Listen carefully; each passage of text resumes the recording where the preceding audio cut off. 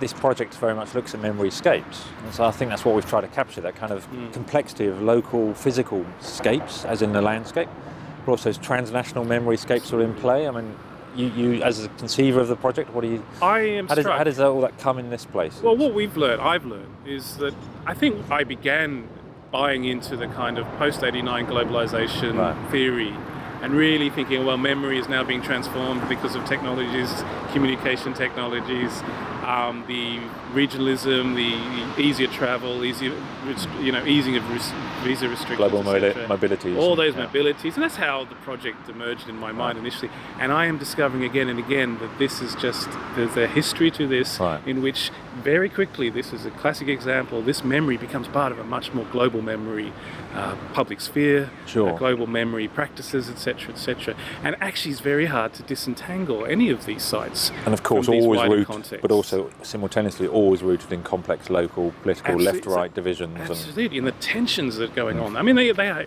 deeply entangled histories for each of these sites. And I think the way that, in a way, they've been studied site-specifically without that wider consciousness. Amazing, really, memory studies has been so bound by nationalism and national concepts. Absolutely, the nation state. Yeah, and when you start to look at these transnational connections, comparisons and contexts in which the people, and other actors like social movement. Yeah, absolutely. When you start to look at that, you start to really be surprised in a way how compartmentalized these studies. But also, one of the most important things we've been finding, I think, is that the ways in which languages and particular discourses get appropriated. So in East Asia now, the ways in which peace is being used and adopted in an area that's a part of the world that's increasingly militarized. Nanjing was very clear. This is quite a strong, aggressive nationalism behind and this. yet trying to couch itself in the discourse. This is a peace. Absolutely, and indexes itself with other museums around the world. Yes, so in Nanjing, there was reference to other peace museums around it, apart from, of course, anything in Japan. Yes, absolutely. So we see these rivals. Although I must say, on the Nanjing context, they have had cultural diplomatic relations with peace museums in Japan. We see a shared language of display in all these places. Yes, so that's absolutely. interesting. So there's a shared material culture, there's a shared convention of displaying things, and the ways in which the sequencing of events and the periodization of events is very, very similar. And in a sense, when you were talking earlier about the pilgrimages, I mean, we are doing what certain people, they might not do it in a single sequence, but there's an academic pilgrimage. Absolutely. So tourists will go through these spaces and be able to compare, and having wherever they've started, some will do Nanjing and Hiroshima. Certainly we are going to go Hiroshima, Nagasaki, and the comparisons there. I mean, one thing I must come back to here, I haven't seen any mention in any of the signs or any of the kind of Nagasaki in terms of this being a collective, more Japan-wide experience. This is the Unique, moment. August 6th is the moment. They seem to claim 9th? this as And I they're different histories, but it's interesting. And interesting that UNESCO also didn't list the two together. Yeah, very interesting. Why do you think? I don't know. That'd be interesting to follow up. Actually, I don't know. That would be interesting to find that out.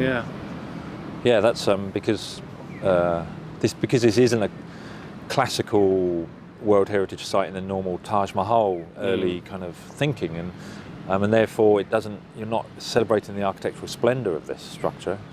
In its creation, you're celebrating it through its destruction. That's one of that's what you're recognizing, and the significance and the symbolism of all that carries forth from that. So you could have included Nagasaki in that quite easily. Yeah. You don't need the splendid architectural Taj Mahal equivalent of.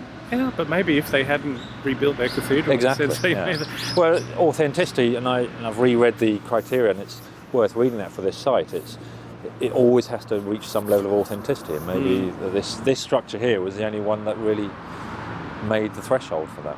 One last thing I wanted to just ask you, since you are an expert on Angkor, we earlier noted here the way these trees have provided this extraordinary Angkorian. But have you come across any other ruins which are those captured moments because of the nature of the A-bomb? Angkor, in the French imaginary of some of that, it was frozen decayed, in time. Well, and also decaying, and kind of the trees growing over it. There's a sense of the kind of decay of old civilizations. With some of the kind of messages that came through. Whereas this is, as you said, that instant. Right. And then they have to preserve that instant. Any other spaces in the world that ever? I would have to think about that. I can't think of any in that way. No, I can't think of it. Certainly, I mean, it's always a tension within preservation, whether to retain continuity in how buildings shift and evolve over time, because every building, every archaeological site will shift and be altered. And there's often a tension between that or preserving a particular moment. And this is a very, very clear premise here by which this has been conserved. So, and being a 20th century building as well, that's also interesting. Because it was 1914 it was constructed or opened. I'm not sure. I think it was may have even been earlier, but no, I think maybe it was 1914. So in that respect, I think it is somewhat unique in being conserved at a particular moment, because anything that's 20th century is often still inhabited, still conserved, still being occupied. So this being a vacated structure that and somewhat stands in between now. It also stands as an ambiguous structure in between a monument and a building. Yeah. And those are two often very different things. So this is not a monument that's been constructed post-war, as we see a lot in occasions in Europe.